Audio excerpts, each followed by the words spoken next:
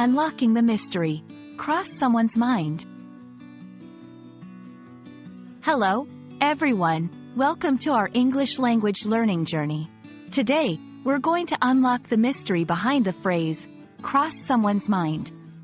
Have you ever wondered what it means when something suddenly comes to your thoughts? That's exactly what we're going to explore. So, let's dive in and make sense of this interesting expression. The phrase, cross someone's mind, refers to a thought or idea that suddenly comes into a person's head. It's like a sudden guest visiting your mind without any prior notice. This expression beautifully captures the spontaneous nature of human thoughts. It's not about long, pondered thinking but rather a fleeting moment when something pops up in your thoughts. To grasp the essence of this phrase, let's look at some examples. The idea of moving to another city crossed my mind when I saw the job advertisement. Did it ever cross your mind that he might not be telling the truth? These examples show how the phrase is used to describe thoughts that appear suddenly or unexpectedly.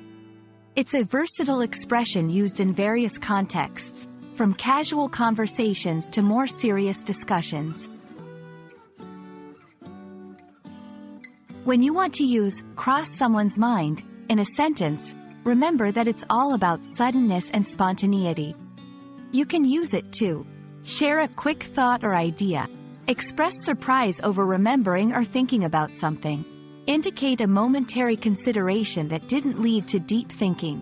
It's perfect for situations where you want to convey the unexpected nature of your thoughts. And that wraps up our exploration of the phrase, cross someone's mind. Next time this expression pops up in your conversations or readings, you'll know exactly what it's all about. Remember, learning a language is all about uncovering the beauty behind these expressions. I hope this video has been helpful, and you're now a little more fluent in the art of English conversation. See you in the next video.